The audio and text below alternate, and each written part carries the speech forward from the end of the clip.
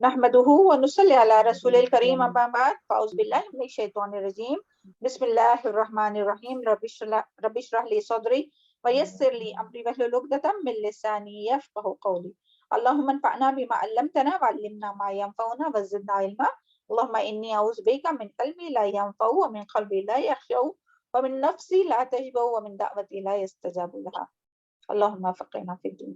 السلام علیکم ورحمۃ اللہ وبرکاتہ۔ چلے الحمدللہ ثم الحمدللہ، اللہ تعالیٰ نے آج پھر سے ایک موقع عطا کیا ہم لوگوں کو اللہ کے کلام کو سیکھنے اور سمجھنے اور اسے اپنے دلوں میں جذب کرنے۔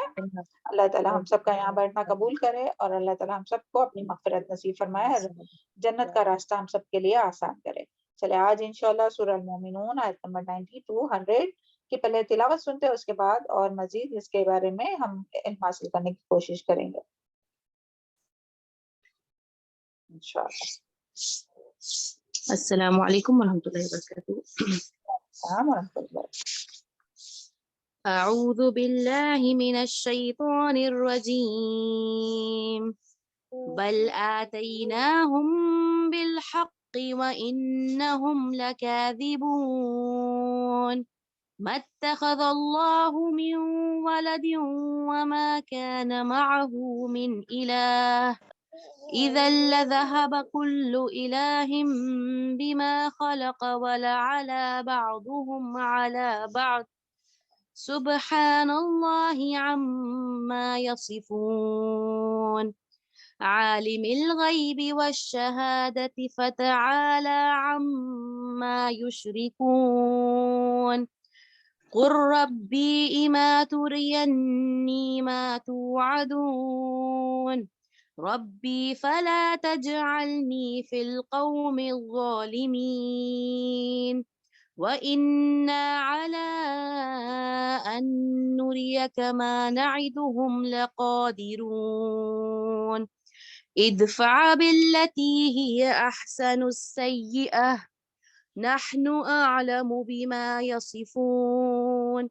وقل ربي أعوذ بك من حمزات الشياطين وأعوذ بك ربي أن يحضرون حتى إذا جاء أحدهم الموت قال رب ارجعون لعلي أعمل صالحا فيما تركت كلا إنها كلمة هو قائلها ومن ورائهم برزخ إلى يوم يبعثون۔ جزاک اللہ خیر، بارک اللہ فی علمک والسلام علیکم اعوذ باللہ من الشیطان الرجیم بسم اللہ الرحمن الرحیم۔ دیکھیے لاسٹ جو ہم لوگوں کی آیت ہوئی تھی آیت نمبر 84 to 89، اس کا بس ایک کنکلوژن باقی تھا، ہاں، کہ ان آیت کے ذریعے مشرکین مکہ کی بنیادی عقیدے کے بارے میں ہمیں کیا پتہ چلا۔ جو سوال کیے گئے تھے نا ان لوگوں سے، مشرکین مکہ سے، تو 3 جو سوال کیے گئے تھے، تو اس کے متعلق یہ کویشچن ہے کہ ان آیات کے ذریعے مشرکین مکہ کی بنیادی عقیدے کے بارے میں ہمیں کیا پتہ چلا۔ تو سب سے پہلے تو یہ بات پتہ چلی کہ وہ اللہ تعالیٰ کو مانتے تھے، یعنی وہ ایسے نہیں تھے کہ وہ بالکل ہی اللہ تعالیٰ کو نہیں مانتے تھے، نہیں، وہ اللہ تعالیٰ کو مانتے تھے، یعنی توحید ربوبیت کا اعتراف کرتے تھے، لیکن ساتھ ہی ساتھ میں غیر اللہ کو بھی اللہ کے ساتھ شریک کرتے تھے، غیر اللہ کی وہ عبادت کرتے تھے، یعنی توحید الوہیت، الہ سے ہے عبادت کرنا، یعنی وہ جانتے تھے کہ اللہ ہی خالق ہے، مالک ہے، رازق ہے، مدبر ہے، لیکن ساتھ ہی ساتھ وہ کیا توحید الوہیت میں کا انکار کرتے تھے، یعنی اللہ کے ساتھ غیر اللہ کی بھی عبادت کرتے تھے، غیر اللہ کے نام کی نیاز نظر کرتے تھے، غیر اللہ کے سامنے جھکتے تھے، غیر اللہ سے قلبی جو عبادات ہے توکل کرتے تھے، امید کرتے تھے، ان سے ڈرتے تھے۔ اور ہاں پھر دوسری یہ بات کہ وہ مانتے تھے، میوٹ کیجیے، یہاں سے بھی آواز آ رہی ہے۔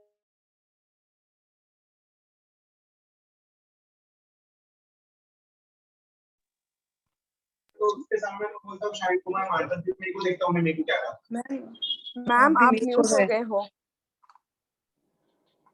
कब गए? ओके चले, कहाँ तक जी। हुआ था? फर्स्ट पॉइंट मिला? मैम समझा आप किसी सबको? को म्यूट करने बोले ना तो जब भी आपका म्यूट हो गया था। अच्छा ओके चले, औज़ बिल्लाहि मिनश शैतानिर रजीम। अच्छा फर्स्ट पॉइंट आप लोगों को पता चला? आवाज आई? जी मैम, जी मैम कि वो अल्हम्दुलिल्लाह। अल्लाह ताला को मानते थे।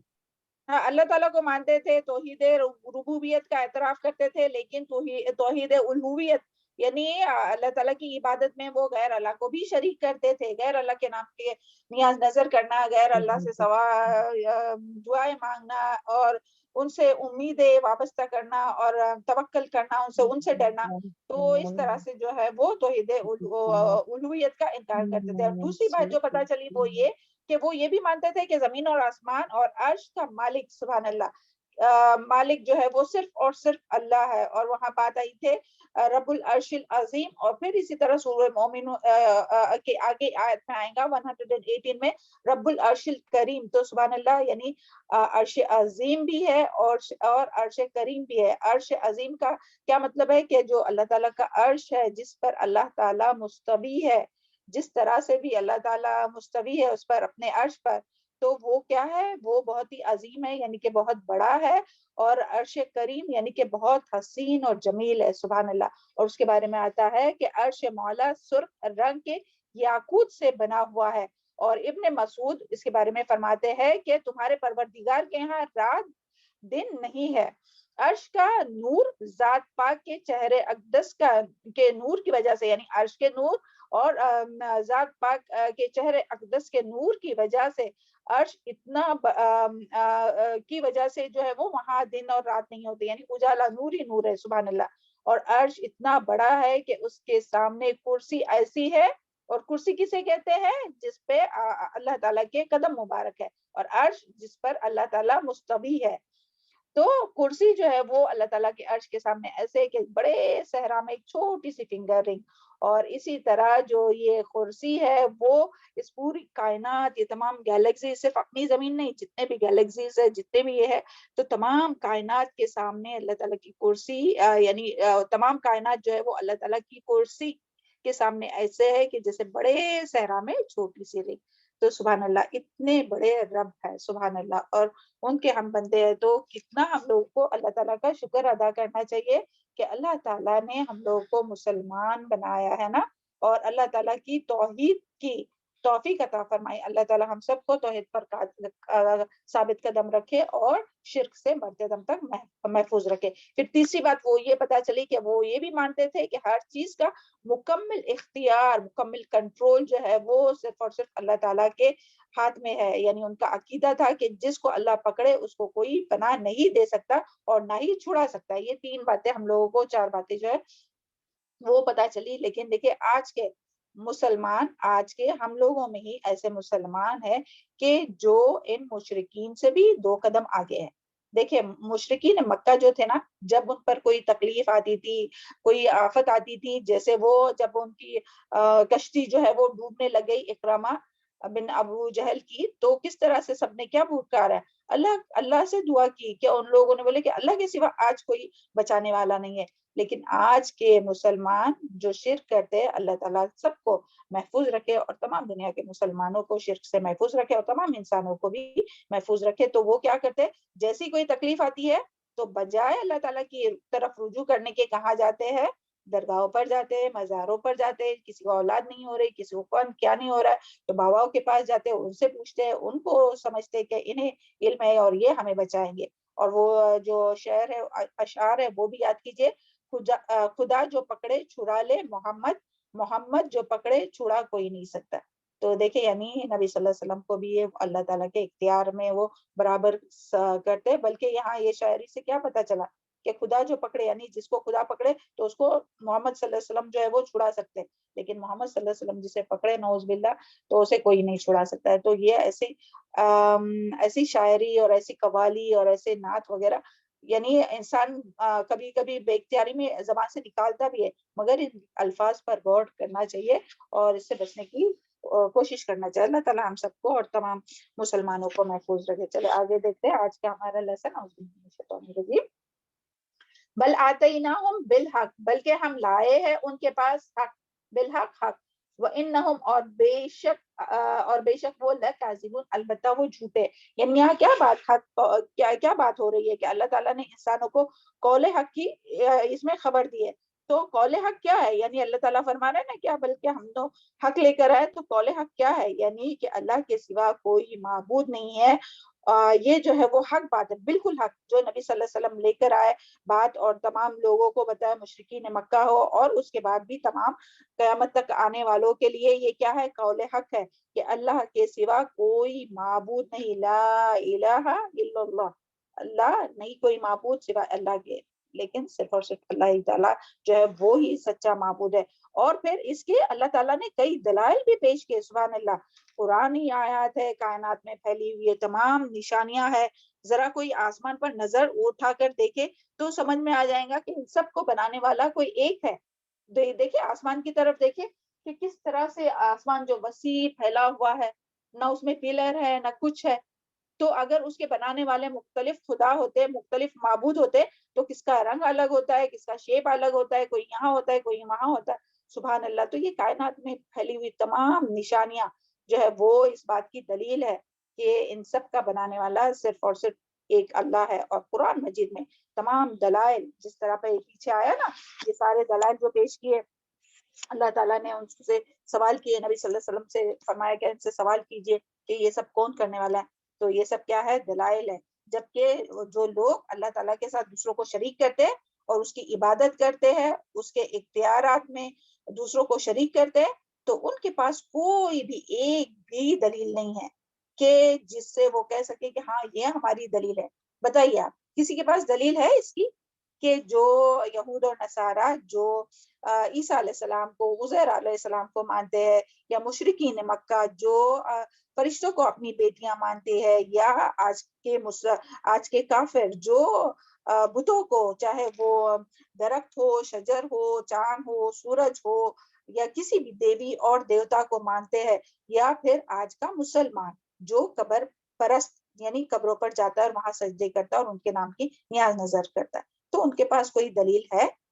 کہیں لکھی ہوئی کوئی دلیل ہے قرآن میں کہ کوئی کائنات میں پھیلی ہوئی نشانیاں کوئی بتا سکتی ہے؟ کوئی دلیل نہیں ہے ان کے پاس، بلکہ وہ صرف کس کی پیروی کرتے ہیں؟ گمان کی پیروی کرتے ہیں. اور غیر اللہ کی عبادت کی کوئی دلیل نہیں ہے. اس کے بارے میں قرآن میں اللہ تعالیٰ نے سورہ مومنون میں، یہ آگے ہم لوگ پڑھیں گے آیت نمبر 117، اعوذ باللہ من الشیطان الرجیم. وَمَن يَدْعُ مَعَ اللَّهِ إِلَٰهًا آخَرَ، اور جو وہ پکارتے ہیں ساتھ اللہ کے الہ، دوسرے الہ کو، لا برہان لہ بھی فَإِنَّمَا حِسَابُهُ عِندَ رَبِّهِ إِنَّهُ لَا يُفْلِحُ الْكَافِرُونَ. یعنی جو شخص اللہ کے ساتھ کسی دوسرے معبود کو پکارتا ہے جس کی اس کے پاس کوئی دلیل نہیں ہے، تو اس کا حساب اس کے رب کے یہاں ہے. بے شک کافر اللہ تعالیٰ، بے شک نہیں، کوئی شک نہیں کہ کافر اللہ تعالیٰ کے ساتھ دوسروں کو جو شریک کرنے والا ہے وہ کبھی کامیاب نہیں ہوگا. اور وہ کس چیز کی پیروی کرتے ہیں؟ اپنے گمان کی. اور جب ان کے پاس ان کو وجہ پوچھی جاتی تھی نا، چاہے پھر وہ مشرکین مکہ آپ لیجئے یا آج کے مسلمان لیجئے، جب انہیں وجہ پوچھی جاتی ہے کہ کیوں ایسا کرتے، تو وہ کیا کہتے ہیں؟ سورہ زخرف میں اس کے بارے میں آتا ہے آیت نمبر 23 میں، اعوذ باللہ من الشیطان الرجیم. اِنَّا وَجَدْنَا آبَاءَنَا عَلَىٰ وَإِنَّا عَلَىٰ آثَارِهِمْ مُقْتَدُونَ. کیا وہ کیا کہتے ہیں کہ اپنے باپ اور دادا کو ہم نے ایسا کرتے ہوئے دیکھے اور ہم انہی کے پیچھے چل رہے. تو دیکھیں آج بھی جب بھی پوچھا جاتا ہے نا کہ کیوں ایسا کرتے ہو، یہ رسم کیوں ہے، وہ رسم کیوں ہے، یہ بدعت کیوں ہے، یہ نیاز کیوں ہے، تو ان لوگ کیا کہتے ہیں کہ ہمارے جو باپ دادا یعنی پہلے مشرکین مکہ بھی یہی کرتے تھے، اور آج کے اپنے جو مسلمان ہیں تو وہ بھی یہی کہتے کہ نہیں وہ پہلے سے ہمارے چلا آ رہا ہے نا، تو اس کے لیے ہم لوگ کرتے. اور اگر کافروں کی بات لی جائے، اگر ان کو پوچھا جائے کہ کیا ہے تمہارے پاس، تو وہ کہتے کہ ہمارا ریلیجن تو اتنے سب سے پرانا ریلیجن ہے، اولڈ ریلیجن ہے، اس کے سوا کوئی ان کے پاس دلیل نہیں ہے. اور یہ ساری کس کی چالیں ہے؟ شیطان کی چالیں. کیونکہ دیکھیں شیطان سب سے پہلے، یعنی شیطان کو یہ بلیم نہیں کرنا چاہے، لیکن شیطان نے سب سے پہلے جو آدم علیہ السلام کی اولاد کو جو گمراہ کرنے کی جو کوشش کی نا، وہ آپ سب جانتے ہیں کہ کس طرح سے کہ نوح علیہ السلام کی قوم تک جو لوگ تھے، نوح علیہ السلام تک سب لوگ توحید پر تھے، سبحان اللہ. اور لیکن نوح علیہ السلام کے بعد یعنی جو لوگ جو نیک لوگ تھے تو وہ لوگ جب فوت ہوئے تو یہ ساری بات پیچھے بھی ہو گئی ہے، جن کا ذکر آتا ہے قرآن میں بھی کہ بد، سوا، یعوق، یغوث، یعوق، نصر نامی جو ہے وہ شیطان نے ان لوگوں کو وسوسہ ڈالا کہ یہ تمہارے نیک لوگ ہیں تو ان کی تصویریں بناؤ تاکہ تم ان کو یاد رکھو اور ان کی طرح عبادت کر سکو، تمہارے دلوں میں عبادت کا شوق پیدا ہو. پھر اس نے وسوسہ ڈالا کہ ان کی تصویریں پھر وہ مورتیاں بنی،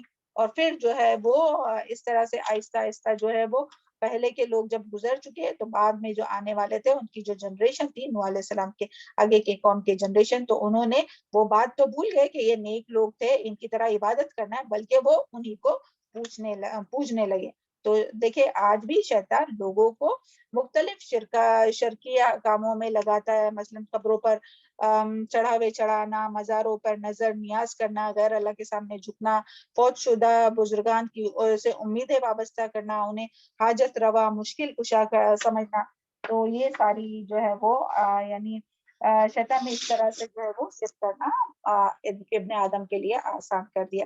تو اللہ تعالیٰ تمام انسانوں کو سب سے پہلے تو ہم سب تمام مسلمانوں کو اور پھر تمام انسانوں کو جو ہے وہ شیطان مردود کی پیروی سے اور اس کے وسوسوں سے محفوظ رکھے اور اپنے نفس کے شر سے محفوظ رکھے. چلے آیت نمبر 91 دیکھتے ہیں. متخذ اللہ من ولد، نہیں بنایا اللہ تعالیٰ نے کوئی بچہ، کوئی اولاد، وما کہنا اور نہیں ہے معاہو اس کے ساتھ من الہ کوئی الہ، اذن لذہب البتہ تب البتہ لے جاتا کل الہ ہر الہ بما خلق اس کو جو اس نے پیدا کیا، والعلا اور البتہ چڑھائی کرتا بعضهم ان میں سے بعض علی بعض بعض کے اوپر، سبحان اللہ پاک ہے اللہ، اما یصفون اس سے جو وہ بیان کرتے ہیں. تو یہاں کیا بات آئی ہے، یعنی لوگ کیا کرتے ہیں، متخذ اللہ من ولد، یعنی اللہ تعالیٰ یہاں فرما رہے ہیں کہ نہیں بنایا اللہ تعالیٰ نے کوئی اولاد بنائی ہے کیا؟ اللہ تعالیٰ کو اولاد کی ضرورت ہے؟ ہم لوگ کیا پڑھتے ہیں سورہ اخلاص میں، قل هو اللہ احد لم یلد ولم یولد ولم یکن له کفوا احد. اللہ تعالیٰ کو کسی کی ضرورت نہیں، نہ اللہ تعالیٰ کسی کی اولاد ہے اور نہ اللہ تعالیٰ کسی کی اولاد ہے اور نہ اللہ تعالیٰ کی کوئی اولاد ہے، بلکہ وہ تو صمد ہے، یعنی اللہ تعالیٰ کو تو ضرورت ہی نہیں ہے اولاد کی. یعنی انسان اللہ تعالیٰ کسی کا محتاج نہیں ہے، اولاد کی ضرورت تو ہم لوگوں کو رہتی ہے نا، ہم انسان جو ہے وہ محتاج رہتے ہیں، اللہ تعالیٰ محتاج نہیں ہے. اللہ تعالیٰ یعنی ہم سب تمام دنیا کے لوگ اللہ تعالیٰ کے محتاج ہے، لیکن اللہ تعالیٰ جو ہے وہ کسی کا بھی محتاج نہیں ہے، اللہ تعالیٰ کو کسی کی بھی ضرورت نہیں ہے. تو اللہ تعالیٰ نے کسی کو بیٹا نہیں بنایا، اللہ تعالیٰ کی کوئی اولاد نہیں ہے اور اولاد کی ضرورت بھی نہیں ہے، اور کوئی بھی اس کے یعنی اس کے ساتھ کوئی بھی شریک نہیں، کوئی الہ نہیں ہے. اور اگر ایسا ہوتا تو یعنی اگر ایک الہ کے بدلے دو الہ ہوتے، یعنی اللہ تعالیٰ کے اگر اولاد ہوتی یا دوسرے بھی الہ ہوتے تو وہ کیا ہوتا تھا کہ سب اپنی اپنی بنائی ہوئی چیز لے کر یہاں جو آیا نا کیا وما کانا معہو من الہ اذا لذہب، تو البتہ لے جاتا جو کچھ بما خلقا، یعنی جو کچھ انہوں نے پیدا کیا نا وہ اپنی اپنی تخلیق کو لے کے اپنی اپنی چیز کو لے کر جو ہے وہ نکل جاتا. یعنی کیا وہ کہتے ہیں کہ نہیں یہ سورج تو میں نے بنایا تو سورج کو میں کنٹرول کروں گا، دوسرا الہ ہے وہ بولے گا نہیں چاند کو تو میں نے بنایا، چاند کو میں کنٹرول کروں گا، یا زمین یہ اور پانی جو ہے وہ. تو سبحان اللہ، تو اللہ تعالیٰ یہاں یہی فرما رہا ہے کہ اگر الگ الگ الہ ہوتے تو انہوں نے جو کچھ بنایا ہوتا نا، پہلے تو انہوں نے کچھ بنایا نہیں، سب اللہ تعالیٰ کی مخلوق ہے، اللہ ہی اکیلا خالق ہے، پیدا کرنے والا ہے، اور باقی سب اللہ تعالیٰ کی مخلوق ہے. اور اگر انہوں نے کچھ بنائے بھی ہوتے نا تو وہ اپنے اپنی جو بنائی ہوئی چیز یا اپنی اپنی جو مخلوق ہے ان کو لے کر الگ نکل جاتے، اور آسمان اور زمین کا جو نظام ہے نا وہ بگڑ جاتا ہے. جو اس طرح سے جس طرح سے اسموتھلی ہو رہا ہے نا کہ سورج جب جاتا ہے پھر چاند آتا ہے، پھر یہ رات اور دن اور ہواؤں کا آنا، بارش کا آنا، سبحان اللہ. تو اسی طرح اگر ایک معبود کے بجائے کئی معبود ہوتے تو ایک تو وہ اپنی اپنی چیزیں لے کر یہاں وہاں جاتے نکل جاتے اور نظام بگڑ جاتا, اور دوسرا یہ کہ وہ ایک دوسرے یعنی جو بھی صاحب اختیار ہے وہ کیا کرتا ہے. آج کیا ہو رہا ہے دیکھیں پالیٹکس میں کیا ہو رہا ہے, جہاں بھی کرسی ہوتی ہے تو کیا ہوتا ہے, سب ایک دوسرے کا لیگ پولنگ کرنے کے لیے اس کو گرا کر خود چڑھنے کے لیے بیٹھتے ہیں. تو اگر اللہ تعالیٰ کی ذات جو اکیلا ہے وحدہ لا شریک لہ لہ الملک ولہ الحمد, تو اس کے ساتھ اگر کوئی دوسرے بھی الہ ہوتے تو وہ سب جو ہے وہ کیا چاہتے کہ میں اس کے اوپر غالب آ جاؤں. تو سب ایک دوسرے کے اوپر چڑھائی کرتے اور غالب آنے کی کوشش کرتے. تو اس سے بھی کیا پتہ چلتا ہے کہ الہ صرف وہ ہوتا ہے کہ جو خالق ہوتا ہے یعنی جو پیدا ہوتا ہے, جو مخلوق ہوتا ہے وہ الہ نہیں ہوتا. تو اللہ تعالیٰ نے یہاں پہ فرمایا سبحان اللہ کہ اللہ تعالیٰ پاک ہے. سبحان اللہ یعنی کیا, اللہ تعالیٰ پاک ہے ہر عیب سے ہر نقص سے پاک ہے. یعنی اللہ تعالیٰ پاک ہے. جو مشرکین دعویٰ کرتے ہیں کہ اللہ تعالیٰ کا کوئی بیٹا ہے یا اللہ تعالیٰ کی کوئی اولاد ہے اور اللہ تعالیٰ کا کوئی شریک ہے, تو اللہ تعالیٰ ان تمام باتوں سے پاک ہے. جب بھی ہم لوگ یہ تصویر پڑھتے ہیں نا سبحان اللہ, تو کم سے کم ایک بار ضرور یہ ذہن میں آنا چاہیے کہ اللہ تعالیٰ ان تمام باتوں سے پاک ہے. جو شرک کرنے والے جو اللہ تعالیٰ کے بارے میں کہتے ہیں نا, تو ان تمام باتوں سے پاک ہے. سبحان اللہ, تمام عیب اور نقص سے پاک ہے. تو یہاں تک بات سمجھ میں آئی نا. چلے آگے, عالم الغیب والشہادہ. اور دیکھیے اس میں یہ بھی ایک بات ہم لوگ کو دھیان میں رکھنا چاہیے, یعنی اللہ تعالیٰ پاک ہے تمام باتوں سے جو وہ لوگ بیان کرتے ہیں نا. تو سبحان اللہ, اللہ تعالیٰ کو کسی کی ضرورت نہیں ہے کہ اللہ تعالیٰ کوئی اللہ تعالیٰ کی عبادت کرے. وہ حدیث قدسی کا ایک مفہوم ہے, وہ یاد کیجئے کہ اگر تمام دنیا کے تمام لوگ یعنی آدم علیہ السلام سے لے کر قیامت تک آخر جو شخص آنے والا ہے نا وہاں تک کے لوگ سب کے سب ایک مخلص دل کی طرح ہو جائے, یعنی بہت مومن اور مخلص دل کی طرح ہو جائے, سمجھے کہ نبی صلی اللہ علیہ وسلم کی طرح اگر سب ہو جائے, تو اس سے بھی اللہ تعالیٰ کی کوئی یعنی حمد میں اور کوئی بادشاہت میں کوئی اس سے زیادہ فائدہ نہیں ہوگا.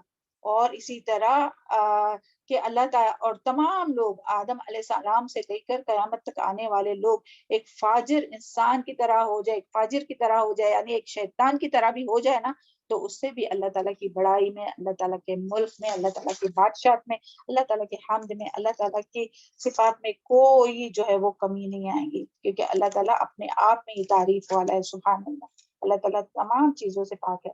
تو جو ہم اگر عبادت کرتے ہیں نا اللہ تعالیٰ کی اور توحید بجا لاتے ہیں, تو اس سے اللہ کا کوئی فائدہ نہیں ہے کہ اللہ تعالیٰ کو کچھ فائدہ پہنچا رہے, یہ اپنا ہی فائدہ ہے. اور اس پر ہمیں کیا کرنا چاہیے, اللہ تعالیٰ کا شکر ادا کرنا چاہیے کہ اللہ تعالیٰ نے ہمیں مسلم گھرانے میں پیدا کیا, مسلم اور پھر ساتھ میں توحید والے لوگوں میں, اور ایسے معاشرے میں رکھا جہاں توحید کا اللہ کرے کہ مرتے دم تک ہم لوگ ایسے لوگوں کے بیچ میں رہے کہ جو توحید پر ہو. کیونکہ دیکھیں انسان ویسا ہی ہوتا ہے جس جگہ پہ وہ رہتا ہے یا جس ماحول میں رہتا ہے نا, تو انہی کے جیسا ہوتا ہے. انسان اپنے دوست کے دین پر ہوتا ہے نا. تو سبحان اللہ, اللہ تعالیٰ مرتے دم تک ہم لوگوں کو مخلص اور ساتھی عطا کرے, مرتے دم تک, اور مرنے کے بعد بھی ایسے لوگ ہمارے اس کو جو کندھا دیں گے نا یعنی جنازے کو, تو ان کی گواہی جو ہے اور ان کی جو دعا ہے تو وہ جو ہے وہ قابل قبول ہے. جو توحید پر ہوں گے, جو شرک پر ہوں گے, ان کے بارے میں نہیں آتا یہ. تو اللہ تعالیٰ ہم لوگوں کو مرتے دم تک, ہم سب کو بھی, ہم سب کے اہل و عیال کو بھی توحید پر قائم رکھے اور ایسے ہی ماحول میں رکھے, اور شرک سے ہمیشہ محفوظ رکھے مرتے دم تک, اور ایسے لوگوں سے بھی محفوظ رکھے جو شرک اور بدعت میں پڑے ہوئے اور گناہوں میں ہے. پھر دیکھتے ہیں آگے عالم الغیب. پھر اللہ تعالیٰ یہاں بتا رہے کہ وہ یعنی ان کے مقابلے میں جو وہ چھوٹے چھوٹے اللہ تعالیٰ کے ساتھ میں جس کو بھی وہ شریک کرتے ہیں, تو اس کے مقابلے میں اللہ تعالیٰ کی ذات کیا ہے, کیا بتائی جا رہی کہ عالم الغیب, کہ وہ تو جاننے والا ہے غیب کا, وہ شہادہ اور حاضر کا بھی جاننے والا ہے. فتعالی, تو بلند ہے, اما یشرکون, اس سے جو وہ شریک ٹھہراتے, تمام لوگوں سے جو ہے وہ بلند اور بالا تر ہے, جو بھی شرک کرنے والے جو کرتے ہیں نا ان سب سے. تو دیکھیں یہاں کیا بات آ رہی ہے کہ اللہ تعالیٰ کے سوائے ان مشرکوں کے معبودوں کے پاس اختیارات ہوتے, جیسا کہ وہ گمان رکھتے ہیں, تو اللہ تعالیٰ جان لیتا ہے. یعنی کیوں جان لیتا ہے, کیا اللہ تعالیٰ نے اگر اللہ تعالیٰ کے سوا کسی اور جو باطل معبود جو بھی ہو، جن کو بھی لوگ پوچھتے ہیں، جن کی بھی عبادت کرتے ہیں، جن کے بھی نام پر نیاز نظر کرتے، تو وہ اگر ان مشرکین کے معبود کے پاس اختیارات ہوتے جیسا کہ وہ گمان کرتے ہیں، تو اللہ تعالیٰ جان لیتا ہے. کیوں؟ کیونکہ وہ تو اللہ تعالیٰ تو حاضر اور غیب کو بھی جاننے والا ہے، اور اس عظیم رب کو چھوڑ کر جو حاضر اور غیب کو جاننے والا ہے، اس کو چھوڑ کر لوگ اتنے حقیر سے الہوں کی یعنی تھوڑا سوچئے، تھوڑا غور و فکر کیجئے، یا رک کر تھوڑا غور و فکر کیجئے کہ انسان کس چیز کو اللہ تعالیٰ کے ساتھ شریک کرتا ہے، کس انسان کو یا کس چیز کو، جو حقیر سی چیز ہوتی ہے اس کو اللہ سبحانہ تعالیٰ کے ساتھ شریک کرتا ہے. اور دیکھیں ہم لوگ پیچھے بھی پڑھ چکے نا، اللہ تعالیٰ کیا فرماتے ہیں سورہ مریم میں بھی ہم پڑھ چکے، ما قدر اللہ حق قدرہ، کہ لوگوں نے قدر نہیں کی اللہ تعالیٰ کی جیسے کہ قدر کرنی چاہیے. یعنی کہاں اللہ تعالیٰ کی ذات اور کہاں یہ حقیر سی چیزیں جو باطل معبود ہے. تو پھر وہ اس میں تمام چیزیں لائیے، جو بھی لوگ اللہ تعالیٰ جن چیزوں کو بھی چھوڑ کر جس کی بھی پوجا کرتے نا، چاہے پھر وہ پتھر کے بت ہو، مٹی کے بت ہو، یا کوئی بھی چیز ہو، تو ان سب کی تو کوئی یعنی حیثیت نہیں ہے اللہ تعالیٰ کے سامنے. تو اللہ تعالیٰ کی شان تو بہت ہی بلند ہے.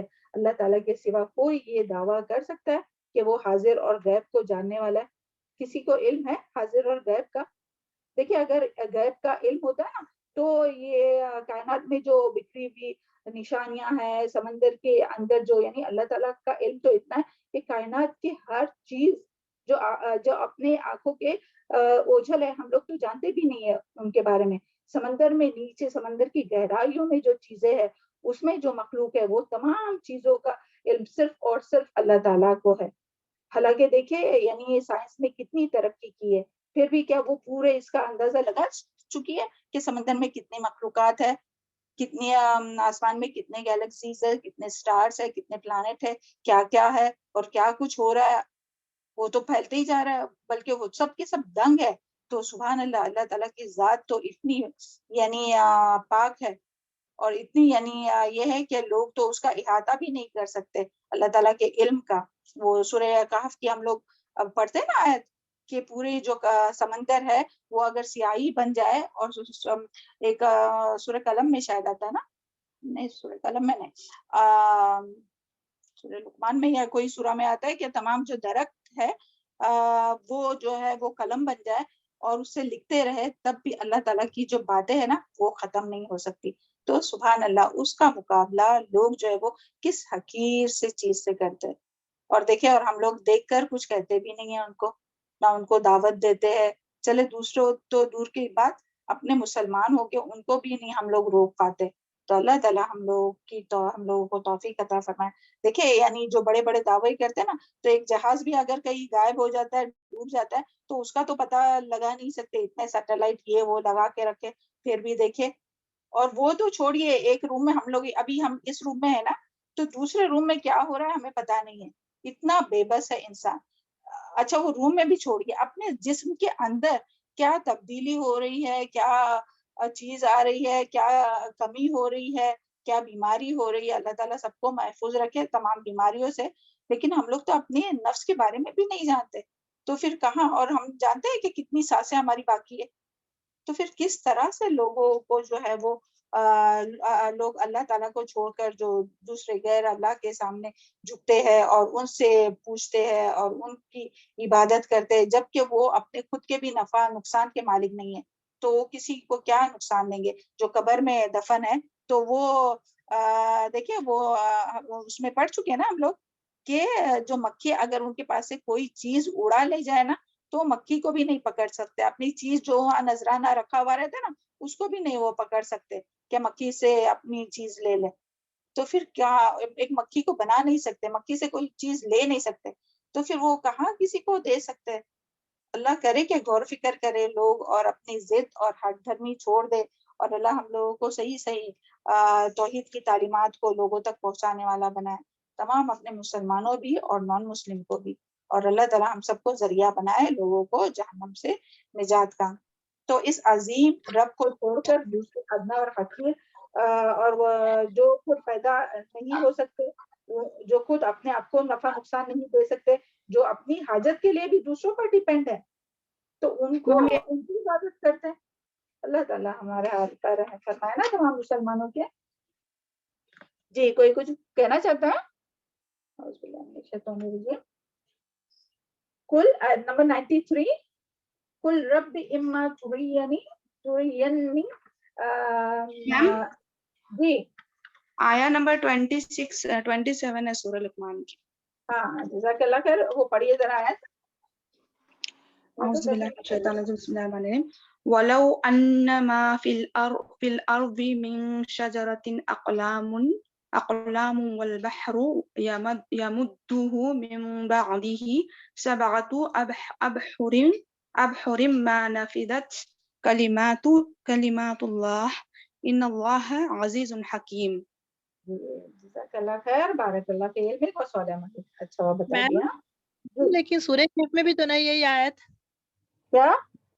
سورہ کہف میں بھی نا ہاں لاسٹ کی سورہ آیت. کہف کا تو ہم بتا دیے نا کہ سورہ کہف میں ہم لوگ پڑھتے ہیں نا کہ سمندر جو ہے وہ جتنے بھی سمندر ہے وہ اور اس کے علاوہ اس کے بارے میں بتائے تھے. بس یہ دوسری والی آیت ہم کو یاد نہیں آ رہی تھی کہ کون سے سورہ میں ہے. چلے جی اوکے میم. جزاک اللہ خیر. ہاں چلے تو آگے کیا ہے. اللہ تعالیٰ کیا فرما رہے ہیں نبی صلی اللہ علیہ وسلم سے کہ اے نبی صلی اللہ علیہ وسلم آپ کہہ دیجئے اے میرے رب اما ترینی کہ خواہ تو دکھائے مجھ کو. یعنی دعا کر رہے ہیں نبی صلی اللہ علیہ وسلم ما یوعدون جو وہ وعدہ آپ صلی اللہ علیہ وسلم جو ہے وہ اللہ تعالیٰ سے دعا کرتے ہیں کہ جو وہ وعدہ کیے جاتے ہیں ربی اے میرے رب فلا تجعلنی تو نہ کرنا مجھ کو فی القوم الظالمین ظالم قوم میں سے. ظالم قوم میں سے. تو یہاں جو ہے وہ آیت نمبر 93 اور 94 میں نبی صلی اللہ علیہ وسلم یعنی جو ہے وہ دعا کر رہے ہیں اور اس میں جو ہے وہ مومنوں کے لیے بھی ہدایت ہے.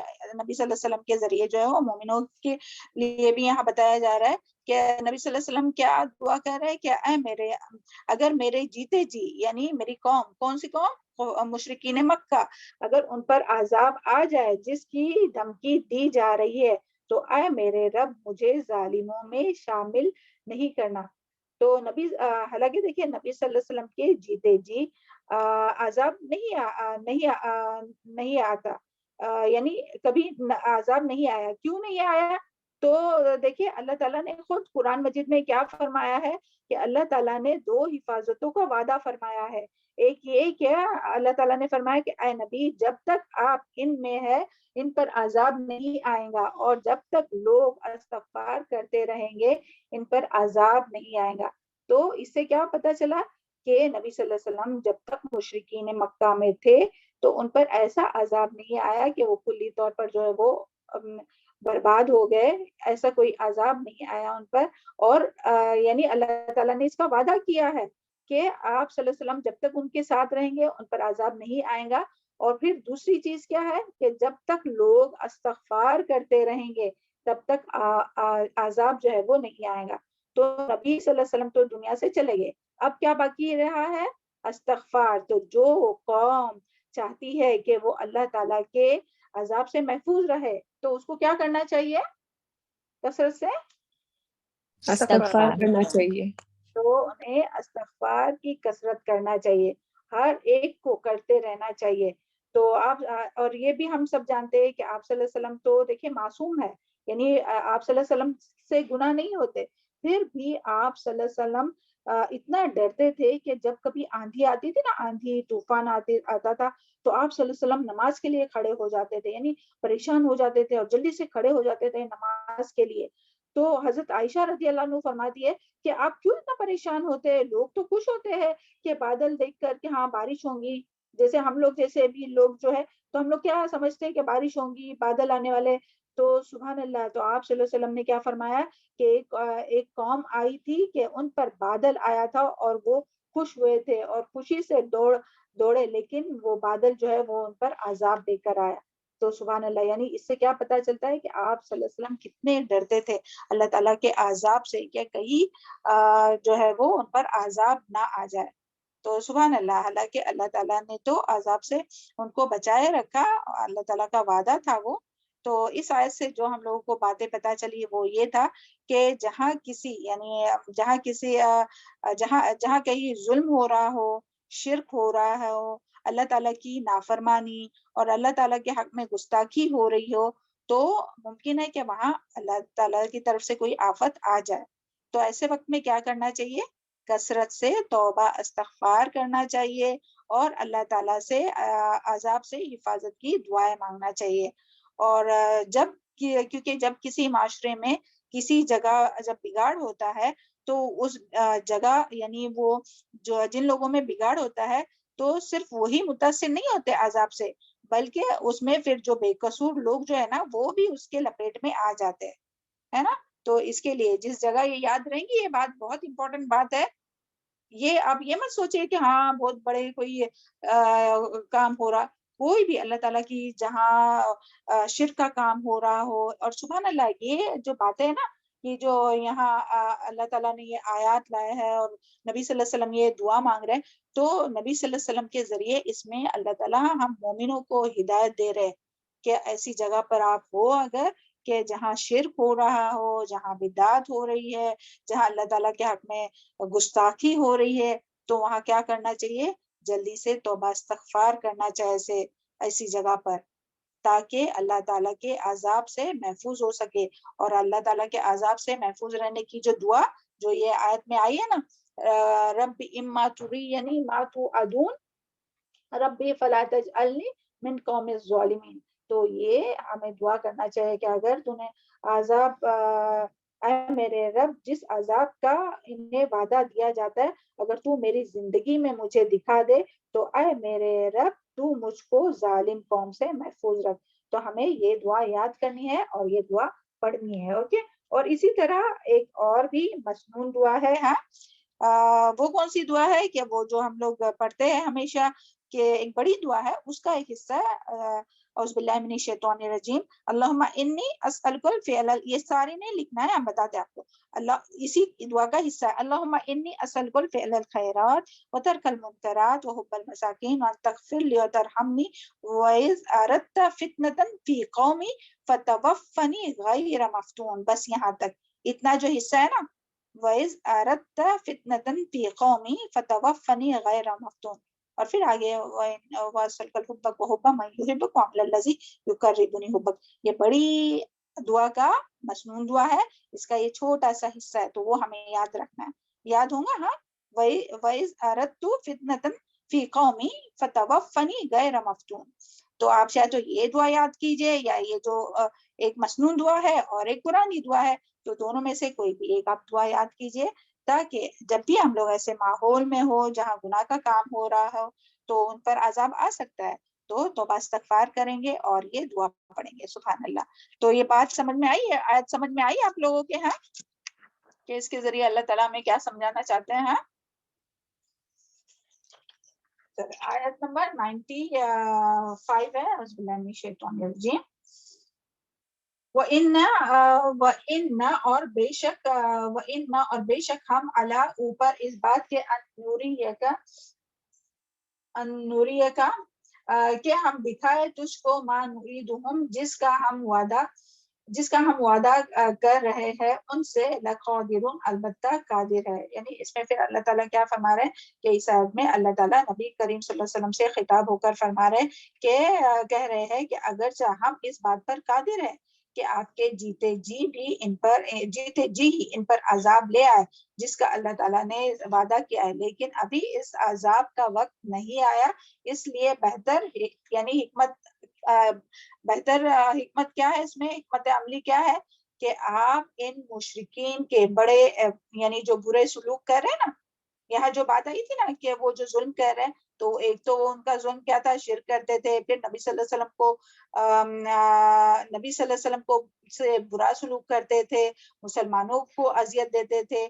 تو یہاں یہی اللہ تعالیٰ فرما رہے ہیں کہ آپ ان مشرکین کے برے سلوک، ناگوار اور تلخ باتوں کا جواب بھلائی سے دے، کیونکہ ابھی ان میں کئی لوگ ہیں ایسے بھی ہے جن کے لیے ہدایت مقدر ہو چکی ہے. سبحان اللہ. یعنی یہاں اللہ تعالیٰ کیا فرما رہے ہیں کہ ابھی آپ کو کیا ضرورت ہے، یعنی ان کو اللہ تعالیٰ تو اس بات پر قادر ہے کہ ان لوگوں پر عذاب لے آئے، لیکن چونکہ ابھی مشرک، یعنی یاد کیجئے کہ جب نبی صلی اللہ علیہ وسلم وہاں تھے مکہ میں، تو ایسے لوگ اور تھے کہ جو ایمان لانے والے تھے، تو اللہ تعالیٰ چاہتا ہے کہ وہ سب ایمان لائے، تو اسی لیے ابھی ان لوگوں کے اوپر عذاب نہیں آیا.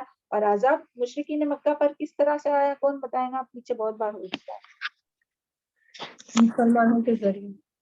جی، بارک اللہ فی علمک و صالح عملک. اللہ تعالیٰ نے آپ صلی اللہ علیہ وسلم کی امت پر کوئی آسمانی عذاب نہیں بھیجا ہے نا.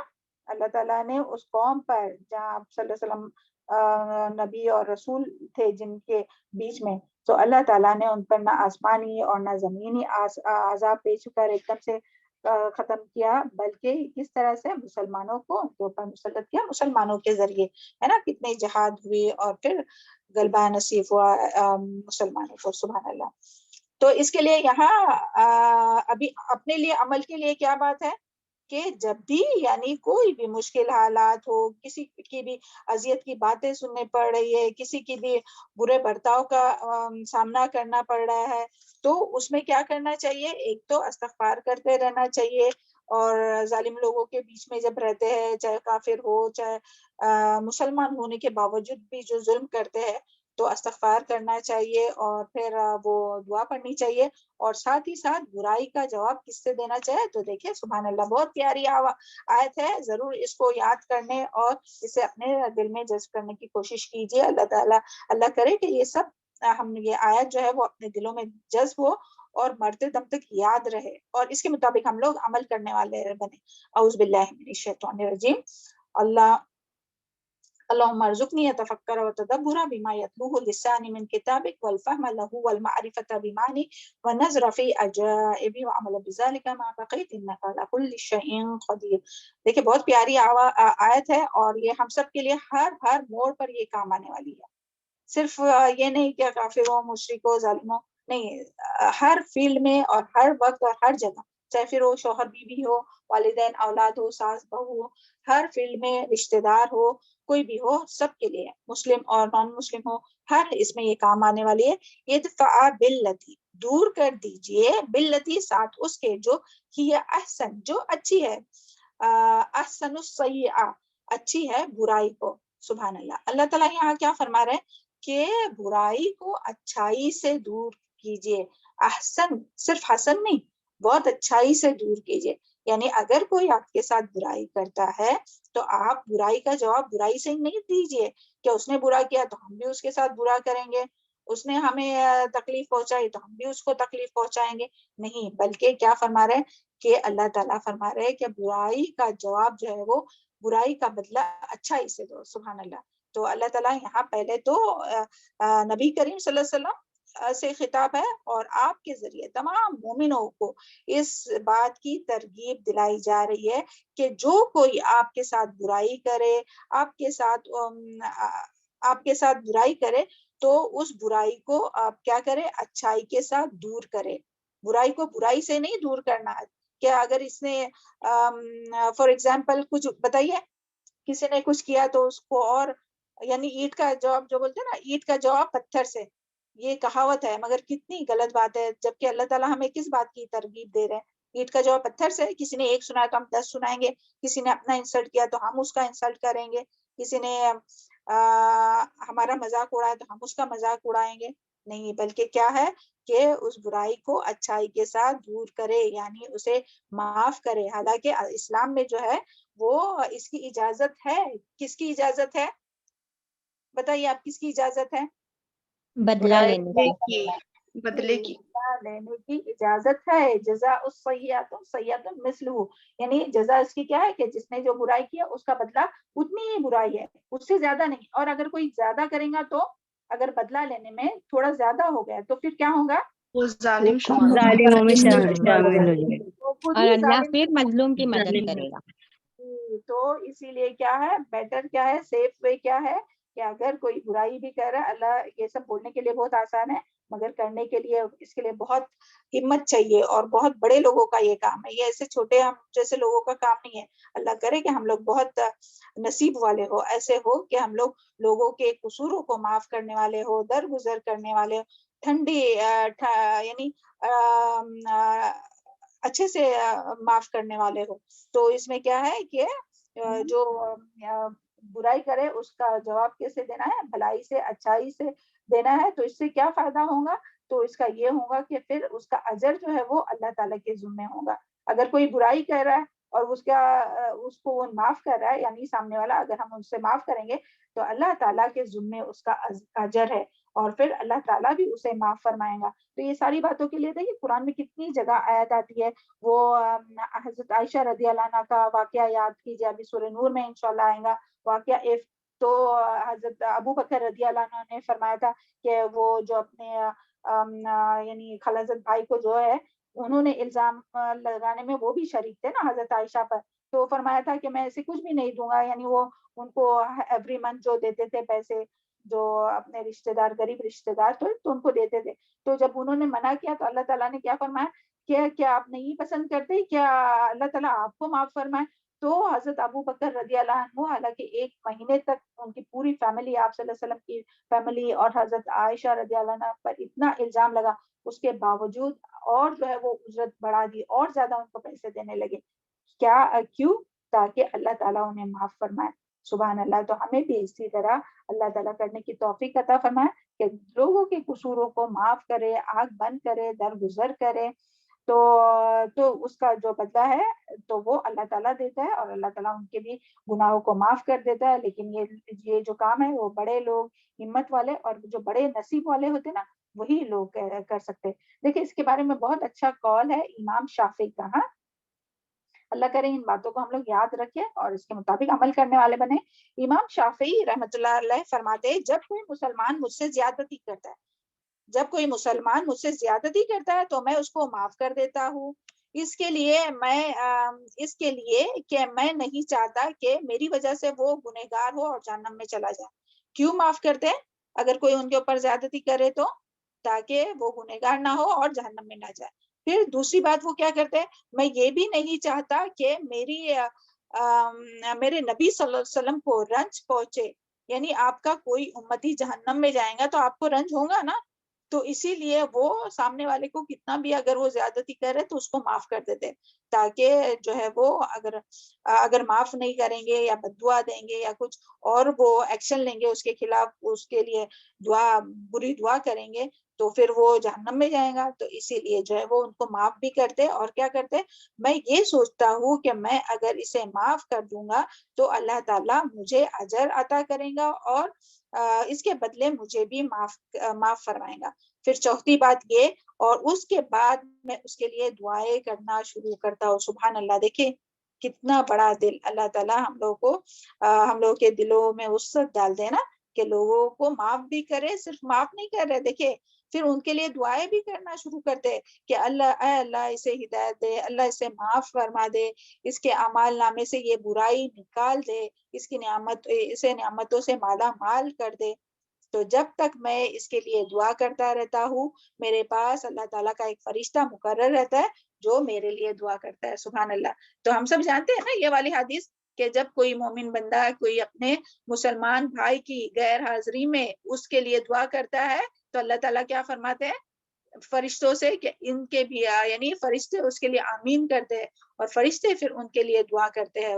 جو دعا کرتا ہے نا لوگوں کے لیے ان کی غیر حاضری میں، تو ان کے لیے فرشتے دعا کرتے ہیں، تو پھر جن کے لیے فرشتے دعا کرتے ہیں ان کی تو قبول ہوں گی۔ تو سبحان اللہ، اس سے ہم لوگ کیا لے کے اٹھیں گے یہاں سے؟ صرف معاف ہی نہیں کرنا بلکہ ان کے لیے دعا بھی کرنا ہے نا، کہ اللہ تعالیٰ انہیں معاف بھی فرمائے اور ان کے نام اعمال سے یہ برائی نکال بھی دے اور انہیں نعمتوں سے مالا مال کرے۔ تو وہی دعا جو ہم لوگوں کے حق میں بھی ہوں گی جو کرنے والا ہے۔ سبحان اللہ۔ تو یہ اعلیٰ کردار ہونا چاہیے۔ لیکن اکثر لوگوں کا کیا رہتا ہے کہ جب بھی کوئی کسی کو اذیت دیتا ہے، تکلیف پہنچتا ہے، برا سلوک کرتا ہے، انسلٹ کرتا ہے، یا کوئی بھی بات اس کو ناگوار لگتی ہے سامنے والے کی، تو فوراً سے بدلہ لینے کی کوشش کرتا ہے۔ تو بدلہ نہیں لینا بلکہ کیا ہے، برائی کو اچھائی سے دور کرنا چاہیے۔ چلے پھر اسی طرح ہم لوگ یہاں دیکھتے ہیں کہ اللہ تعالیٰ نے دین کے راستے میں آنے والی مخالفتوں کو دور کرنے کے لیے کیا اصول بتایا ہے. تو ایک تو یہی اصول کیا تھا, کیا ادفع باللتی ہی احسن احسن السیئہ, کہ دور کرو احسن طریقے سے برائی کو, احسن طریقے سے دور کرو, بہت اچھے طریقے کو. اور دوسرا کیا ہے کہ سورہ حامیم سجدہ کی آیت ہے, آیت نمبر 34, ادفع باللتی ہی احسن فاذا الذی بینک وبینہ, ادفع دور کرو باللتی ساتھ اس کے جو یہ احسن جو بہت اچھی ہے, فاذا الذی تو وہ جو بینک تمہارے درمیان, وبینہ اور اس کے درمیان, عداوت دشمنی ہے, کأنہ وہ ایسے ہو جائیں گے ولی حمیم جیسے دلی دوست.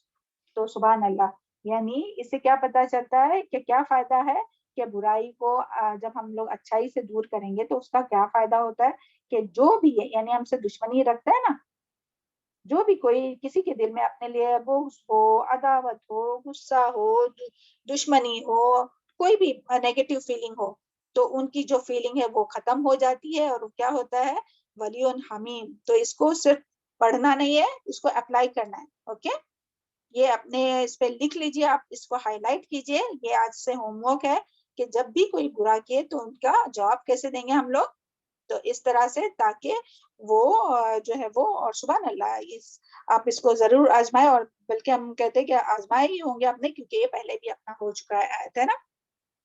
اور پھر اس کا فائدہ کیا ہوگا کہ یہ دشمنی ختم ہو جائیں گے اور وہ دوست بن جائیں گے. اور یعنی جس کو بھی ہم چاہتے ہیں نا, یعنی جو بھی اپنے ساتھ تھوڑا سختی یا اس طرح سے رویہ کرتا ہے تو ان سے درگزر کرتے رہے, ان کو معاف کرتے رہے, تو سبحان اللہ وہ آہستہ آہستہ جو ہے وہ آپ کے بہت عزیز بن جائیں گے. سبحان اللہ. اور پھر دوسری بات جو ہم لوگوں کو پتہ چلتی ہے جو اس سے ملتا ہے, کہ وہ حدیث یاد کیجئے, جو اللہ تعالیٰ کے لیے عاجزی اختیار کرتا ہے تو اللہ تعالیٰ اسے کیا کرتے ہیں, اس کی عزت میں اضافہ کرتے ہیں, اسے بلندی عطا کرتے. عاجزی کیا ہے, معاف کرنا, چھوڑ دینا, کوئی بات نہیں, انہوں نے ایسے کیے تو ہم ایسا نہیں کریں گے, بلکہ کیا ہے معاف کریں گے انہیں. تو اللہ تعالیٰ ایسے لوگوں کو عزت دیتا ہے. اور پھر اسی طرح رشتوں میں محبت ہوتی ہے.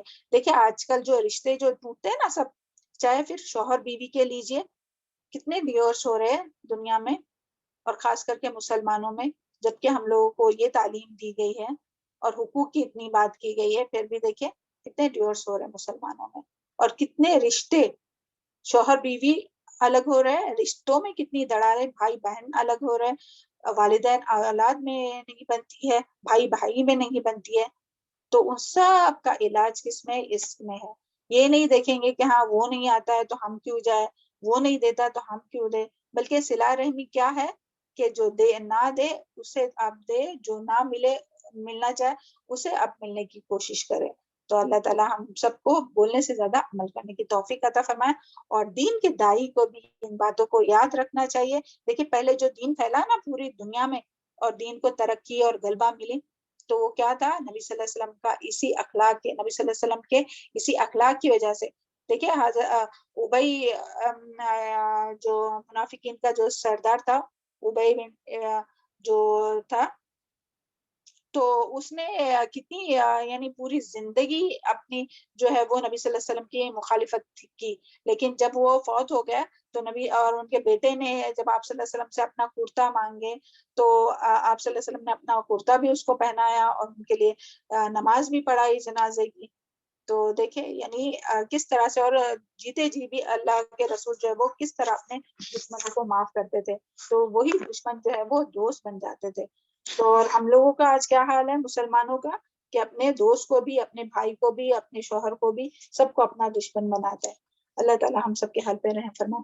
چلے پھر یہاں سے اور کیا بات پتہ چلتی ہے کہ یہ لوگ یعنی یہ جو خصلت ہے ان لوگوں کو حاصل ہوتی ہے جو لوگوں کی تکلیفوں پر صبر کرتے ہیں, ان سے اچھا سلوک کرتے ہیں, حالانکہ ان کی طرف سے برا سلوک ہوتا ہے, مگر برائی کے مقابلے میں حسن سلوک کی توفیق انہی لوگوں کو حاصل ہوتی ہے جو دنیا اور آخرت میں بڑے صاحب نصیب ہوتے ہیں. اللہ تعالیٰ ہم لوگوں کو ان صاحب نصیب لوگوں میں شامل فرمائے. اور پھر اللہ تعالیٰ یہاں کیا فرماتا ہے آخر میں 97 وَنَحْنُ وَنَحْنُ أَعْلَمُ بِمَا يَصِفُونَ، یعنی اللہ تعالیٰ فرما رہے ہیں کہ آخر میں کیا اور جو کچھ وہ کرتے ہیں تو ہم جانتے ہیں. سبحان اللہ، یعنی اللہ تعالیٰ یہ بھی جانتا ہے کہ مشرکین مکہ اگر نبی صلی اللہ تعالیٰ کے ساتھ شریک کرتے ہیں وہ بھی اللہ تعالیٰ جانتے ہیں. مشرکین مکہ جس طرح سے نبی صلی اللہ علیہ وسلم کو جھوٹا کہتے تھے اور جس طرح سے اذیت دیتے تھے وہ بھی جانتے ہیں. قیامت کا انکار کرتے تھے وہ بھی جانتے ہیں. اور جو بھی انسان جو بھی کچھ کرتا ہے نا، کسی کے خلاف کاروائیاں کرتا ہے، دل میں حسد رکھتا ہے، سینے میں حسد رکھتا ہے، ان کے خلاف چالے چلتا ہے، تو اللہ تعالیٰ ان سب کو جانتا ہے. پھر اللہ تعالیٰ کافی ہے نا بدلہ لینے کے لیے، تو ہمیں کیوں بدلہ لینے کی ضرورت ہے. سبحان اللہ. تو یہاں یہی بات آئی ہے. چلے آگے آیت نمبر 97 دیکھتے ہیں. وَقُلْ، یہ یاد رہیں گی آیت، ہاں، ادفع باللتی ہی احسن السیئۃ. ہاں چلے وَقُلْ، اور کہہ دیجئے، رب اعوذ بک، اے میرے رب میں تیری پناہ چاہتا ہوں، من ہمزات الشیاطین، شیطان کے وسوسوں سے، اکساہٹوں سے، واعوذ بک، اور میں پناہ چاہتا ہوں تیری رب ان یحضرون، اے میرے رب کہ وہ حاضر ہو میرے پاس. سبحان اللہ. دیکھیں ابھی یہاں کوئی بتا سکتا ہے کہ یہاں فوراً یہاں یہ شیطان کی کیوں بات آئی؟ یہاں تو اللہ تعالیٰ تو بات کر رہے تھے کہ ہاں اگر کوئی آپ کے ساتھ برائی کرے تو اس سے درگزر کرو، اس کو معاف کرو. اس کے فوراً بعد شیطان کا ذکر کوئی سوچے اور جلدی سے بتائے. ہاں کیونکہ شیطان جی ہمیشہ میم، فساد کیونکہ پر میم میں ہوتا ہے نا. ہمیشہ جی، بارک اللہ فی علمک و صالح عملک، بالکل صحیح. شیطان کیا کرتا ہے؟ ہمیشہ فساد کے ہمیشہ لیے. وسوسہ ڈالتا ہے اور فساد. ہمیشہ اکساتا ہے انسان نیک کو. سلا رحمی کرنے سے روکتا ہے، جو اچھا کام صلہ کرنے رحمی سے کے معاملے میں. اچھا کام کرنے سے روکتا ہے. جی بالکل بالکل. سبحان اللہ. بارک اللہ فی علمکم و صالح عملکم. تو یہاں یہی بات آئی ہے کہ انسان جب سوچتا ہے کہ ہاں چلو جانے دو، اس کو معاف کرتے، جانے دو، اس نے جو کیا وہ کیا، اللہ تعالیٰ یعنی ہم اس سے معاف کریں گے، درگزر کریں گے اور اس کے لیے دعا بھی کرنے لگتے ہیں، تو پھر ویسے ہی کیا تو شیطان آتا ہے اور وہ کیا ہے کہ وہ بہکانے لگتا ہے کہ ہاں اس نے، اور پھر ساری باتیں یہ یاد دلاتا ہے. اور یہ ہر ایک کے ساتھ ہوتا ہے. آپ لوگ اس کا مشاہدہ کرتے ہیں، ہے نا؟ ہوتا ہے ہر ایک کے ساتھ یہ ایسا ہوتا ہے کہ پھر جو شیطان ہے وہ نیگیٹیو خیالات ڈالتا ہے اور پھر وہ اکساتا ہے کہ ہاں وہ یاد کرو کیسا اس نے تمہارے ساتھ کی تھی، کیا کی تھی، دیکھو وہ یاد کرو. تو پھر انسان پھر سوچتا ہے اور یعنی وسوسے ڈالنے لگتا ہے کہ تم اسے معاف کرو گے تو اس نے تو ایسا ایسا کی تھی. تو سبحان اللہ. اللہ تعالیٰ یہاں کیا فرما رہے کہ پھر سبحان اللہ. تو اللہ تعالیٰ یہاں فرما رہے کہ جب بھی ایسا ہو تو پھر کیا کرنا چاہیے، یعنی نبی صلی اللہ علیہ وسلم کو بھی اور ہم سب کے لیے بھی، نبی صلی اللہ علیہ وسلم کے ذریعے ہم سب کو اللہ تعالیٰ یہ نصیحت فرما رہے ہیں، کیا ترغیب دے رہے ہیں. پیچھے جو ترغیب دیے تھے نا اللہ تعالیٰ نے کہ برائی کا کو اچھائی سے دور کرو، تو اس میں اگر جب شیطان یا ان باتوں میں بھی، اور دوسری جب بھی شیطان وسوسے ڈالے اور تمہیں بہکانے کی کوشش کرے تو تم اللہ تعالیٰ کی پناہ مانگو شیطان مردود کے شر سے. اور یہ جو حمزات ہے نا، ہاں میم زا، تو کسی کو دبا کر نچوڑنا، شدید حرکت دینا، دھکا دینا، نیچے کی طرف پیچھے کی طرف سے تکلیف دینا، سخت قسم سے جھٹکنے کے لیے آتا ہے اور کچوکے لگانے کے لیے اور نفسانی طور پر اور ذہنی طور پر مکر و فریب دینے کے لیے، یہ سارا جو یعنی ان تمام چیزوں کے لیے جو ہے وہ حمزات کا لفظ استعمال ہوتا ہے. تو شیطان کی اکساہٹوں سے ہمیں جو ہے وہ اللہ تعالیٰ نے کیا سکھایا کہ ہمیں شیطان مردود کے اکساہٹوں سے ہمیشہ پناہ مانگنا چاہیے، کیونکہ جن اور شیاطین جو ہے وہ انسانوں کے جسم میں داخل ہو کر اس کے برے خیالات ڈالتے رہتا ہے، برے ارادوں کے ذریعے حملہ آور ہوتا ہے. اور بعض دفعہ انسان شیطان کی اکساہٹ میں آ کر نیکی سے ہی ہٹ جاتا ہے اور ایسی حرکت کر بیٹھتا ہے کہ اس کی جو زندگی بھر کی جو بھی اس نے کوشش کی ہوں گی نا، تو سب کو برباد کرتا ہے. دیکھیے جیسے کہ پورا دن کوئی انسان جو ہے وہ عبادت کرے، نماز پڑھے، قرآن مجید کی تلاوت کرے اور روزہ بھی رکھے، اور پھر جو ہے وہ کسی کا فون آتا ہے، پھر فون پہ بات کرنے لگتے، پھر وہ تھرڈ پرسن کی وہ یعنی شیطان کی اکساہٹ دیکھیں کس طرح سے کرتا ہے. یا تو پھر وہ کر کے پھر وہ نیکی ضائع کراتا ہے، ریاکاری کراتا ہے، یا تو پھر انسان نیکی کرتا ہے اور پھر برے کام کرنے لگتا ہے کہ ہاں اب اتنی تو عبادت کی ہے نا، अभी थोड़ा अपने मर्जी के मुताबिक। तो ऐसा हो सकता है क्या अल्लाह ताला की भी पैरवी साथ में और साथ ही साथ शैतान की भी पैरवी, जो भी अल्लाह ताला के नाफरमानी के काम है वो करने में लगाता है, तो जो उसने नेकी किया था वो पूरा सफाया हो जाता है। तो देखिए किस किस तरह से जो है वो शैतान बहकाता है। तो अल्लाह ताला हम सबको शैतान की मरदूद की शर से, उसके वसवसे से, उसके थूक, उसके फूक से, उकसाहटों से महफूज रखे। और हम सब जानते हैं कि नबी सल्लल्लाहु अलैहि वसल्लम ने फरमाया, जो ये हदीस है, क़ौल रसूलुल्लाह सल्लल्लाहु अलैहि वसल्लम, इन्न शैतान यजरी मिन इब्न आदम मुजरी दम, के शैतान, बेशक शैतान इंसान में खून की तरह गर्दिश करता है। तो देखिए खून की तरह, खून एक सेकंड के लिए भी अलग होता है बॉडी से, कंटिन्यू घूमते रहता ना, गर्दिश करते रहता ना, मूव होते रहता ना, उसी तरह शैतान भी है। तो इसके लिए क्या करेंगे हम लोग, हर वक्त अल्लाह ताला का जिक्र करते रहेंगे और अल्लाह ताला से शैतान मरदूद के उकसाहटों से पनाह मांगेंगे। तो शैतान से उकसाहटों से, उसके बाद वसवसों से बचने के लिए कौन सी दुआ है, तो यही दुआ जो यहाँ आई है, कुल रब्बी अऊज़ु बिका मिन हमज़ाति शयातीन व अऊज़ु बिका रब्बी अन यहज़ुरून है। और फिर इसी तरह एक मसनून दुआ भी है जो हम लोग पढ़ते हैं, और इसके बारे में आता है ना कि जब रात में घबराहट करने लगे तो तब भी ये दुआ मांगनी चाहिए। और ऐसे भी हम लोगों को जब ये लगता है ना शैतानी वसवसे वगैरह, या हम लोग को फिक्र होती है क्या हाँ लोग हमको तकलीफ देंगे, या लोग नजर लगाते या हसद करते या सहर जादू असर करते, तो उन सब के लिए ये बहुत मुफीद दुआ है। तिरमिजी की जो अबू दाऊद में भी आई है और तिरमिजी में भी, और हम सबको ये याद है अल्हम्दुलिल्लाह, औज़ु बिकलिमातिल्लाहि तामाति मिन गज़बिही व इक़ाबिही व शर्रि इबादिही व मिन हमज़ाति शयातीन व औज़ु बिका अन यहज़ुरून। याद है ना सबको?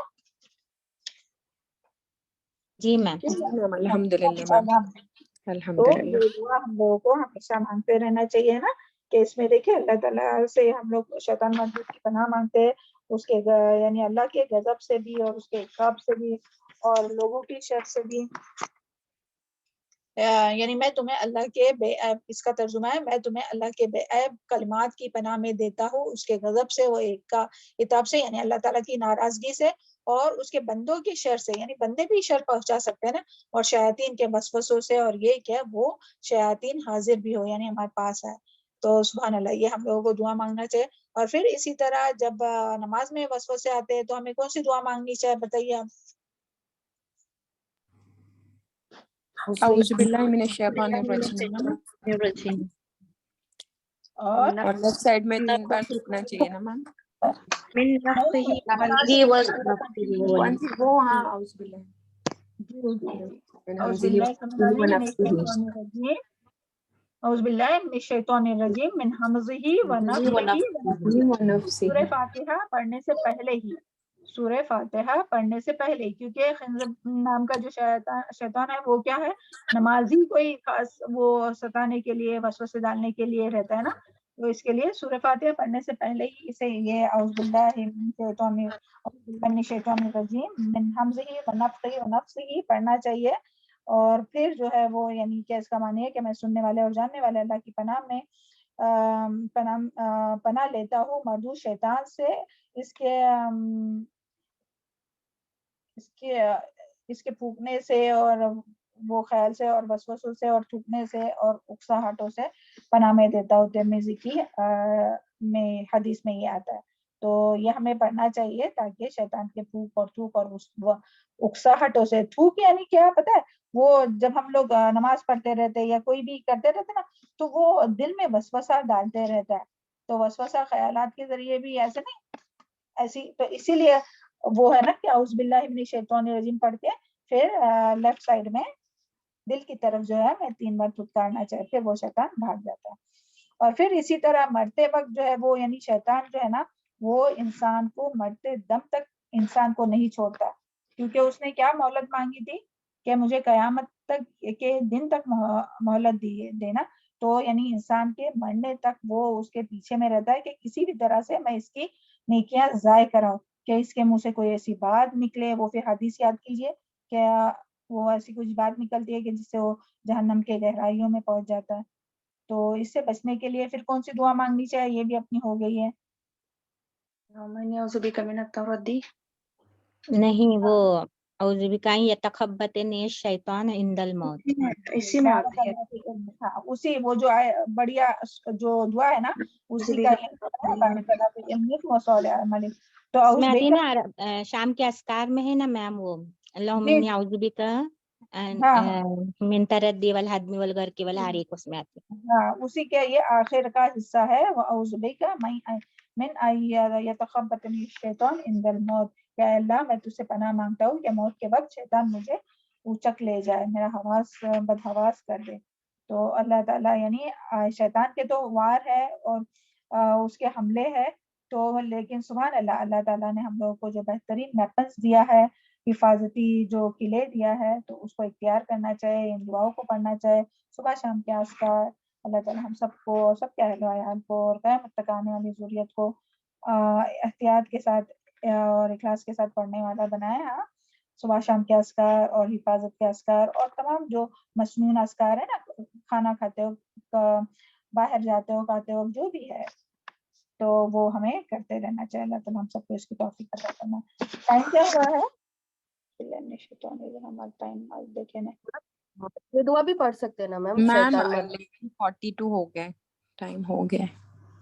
اچھا تو پھر یہ آگے کی دو آیت ہم کو ساتھ میں لینی تھی، تو پھر انشاءاللہ کل ہی کریں گے. ہاں اوکے انشاءاللہ میم آپ دعا چلو. پڑھ اور لیں. کیا نہیں آپ لوگ کیا کہہ رہے تھے؟ کون سی دعا بتا رہے تھے آپ؟ میم اعوذ بکلمات اللہ التامہ من کل شیطان ہامہ ومن کل عین لامہ. جی جی جی ہاں یہ بھی دعا پڑھ سکتے ہیں. ہاں تو جتنی بھی ایسی دعائیں ہیں تو شیطان مردود کے یعنی انسانوں میں بھی شیطان ہوتے ہیں اور جنات میں بھی شیطان ہوتے ہیں، تو ان سب کے شر سے بچنے کے لیے ہمیں دعا مانگتے رہنا چاہیے اور ان کی شیطان کی چالوں سے بچتے رہنا چاہیے. کیونکہ دیکھیے شیطان جو ہے وہ شرک سے بھی، شرک کے ذریعے بھی انسان کو گمراہ کرتا ہے، اور پھر اسی طرح شیطان جو ہے وہ گمراہیوں یعنی گناہوں کو، برائیوں کو خوبصورت بنا کر پیش کرتا ہے، تو اس سے بھی وہ لوگوں کو گمراہ کرتا ہے کہ جو گناہ کے کام ہے، اللہ تعالیٰ کی نافرمانی کے کام ہے، تو اس کو وہ خوبصورت کر کے دکھاتا ہے. اس طرح سے بھی وہ انسان کو یعنی یہ کرتا ہے، وسوسہ ڈالتا ہے. پھر اسی طرح بندے کی عبادت بھی خراب کرتا ہے، یعنی عبادت کرتے وقت بھلا دینا، آیت بھلا دینا، یا پھر یاد نہیں رہنا، یا جلدی جلدی پڑھنا، اس میں ساری چیزیں آئیں گی. یا تو پھر نماز تو پڑھ رہے ہیں لیکن ذہن میں کچھ اور ہی باتیں آ رہی ہے، دوسری چیزوں کا سوچ ہے. تو اسی لیے اللہ تعالیٰ کیا فرماتا ہے، اقیم الصلاۃ لذکر، کہ تم نماز قائم کرو میرے ذکر کے لیے. تو پورے کنسنٹریشن سے پورے کوشش کرنا چاہیے. ہاں اور پھر اسی طرح جو ہے وہ تمنا اور آرزو میں مگن رکھتا ہے کہ ایک کام نہیں ہو گیا تو پھر سوچتا ہے کہ ہاں پھر ابھی میں یہ کروں گی، وہ کروں گی، اور اس کی آرزو ہی ختم نہیں ہوتی. اور وہ بھی کون سی آرزو ہے؟ جو اللہ تعالیٰ کو ناراض کرنے والی ہے. تو اللہ تعالیٰ ہم سب کو اس سے محفوظ رکھے. اور پھر اسی طرح مسلمانوں میں جو تعلقات کی خرابی کرتا ہے، ابھی دیکھیں اس سے فائدہ کیا ہوگا تعلقات خراب ہو کے؟ بتائیے. اگر مسلمان آپس میں لڑیں گے، چاہے وہ ہسبینڈ وائف ہو، چاہے پھر وہ بھائی بھائی ہو، بھائی بہن ہو، والدین اولاد ہو، یا رشتہ دار ہو، کیا فائدہ ہوگا بتائیے؟ فائدہ نقصان ہی نقصان ہے میم، اس میں ماحول بگڑے گا. شیطان کا کیا فائدہ ہوگا؟ شیطان کا کیا؟ دل نہیں لگے گا سب سے پہلے. جی دماغ میں کیا رہے گا 24 گھنٹے؟ وہی سوال وہی ہے نا. جی بتائیے تنویر، کیا رہے گا دماغ میں؟ جی وہی رہے گا نا کہ ان سے یہ ہو رہا ہے، وہ ہو رہا ہے، جھگڑا فساد، اس نے یہ کیا، اس نے وہ کیا، بس وہی لگا رہے گا. عبادت میں دل نہیں رہے گا، خوشو خود نہیں رہے گا. اصل مقصد سے ہٹا دیتا ہے پھر. جی اصل مقصد سے ہٹا دیتا ہے. تو سبحان اللہ، اللہ تعالیٰ ہم سب کو اس سے محفوظ رکھے. ہو جاتا ہے نا، ڈپریشن میں چلے جاتے ہیں. بالکل. اور دیکھیں وہ پھر وہ شوہر بیوی والا بھی یاد کیجئے کہ ایسے جو کام کرتا ہے تو اس سے وہ ابلیس کتنا خوش ہوتا ہے، اس کو تاج پہناتا ہے، اپنے قریب کرتا ہے کہ ہاں تو نے بہت بڑا کام کیا. تو جب بھی شوہر بیوی میں ہو نا کچھ بھی ایسی بات کہ انبن، تو جلدی سے سمجھنا چاہیے کہ شیطان آ گیا، اور اعوذ باللہ کرنا چاہیے اور شیطان کی چال کو سمجھنا چاہیے.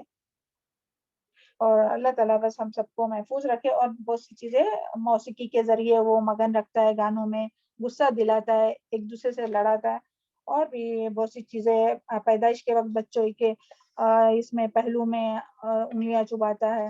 تو اللہ تعالیٰ ہم سب کو اور سب کے اہل و عیال کو اور دنیا تمام اپنی قیامت تک آنے والی ذریت کو اور تمام دنیا کے مسلمانوں کو शैतान मर्दूद के चालों से महफूज रखे। चले औज़ बिल्लाहि मिनश शैतानिर रजीम, बिस्मिल्लाहिर रहमानिर रहीम। अल्लाहुम्मा आनिश व शफीकी व क़दरी, अल्लाहुम्मा अरहमनी बिल कुरानिल अज़ीम वजअलहु ली इमामा व नूरा व हुदा व रहमा, अल्लाहुम्मा ज़क्किनी मिन्हु मा नसीत व अल्लिमनी मिन्हु मा जहिलतु वर्ज़ुक़नी तिलावतहु आना अल-लैलि व आना अन-नहार वजअलहु ली हुज्जतन या रब्बल आलमीन, आमीन। रब्बना तक़ब्बल मिन्ना इन्नका अंतस समीउल अलीम व तुब अलैना इन्नका अंतत तव्वाबुर रहीम। चलिए, अस्सलामु अलैकुम व रहमतुल्लाहि व बरकातुहू।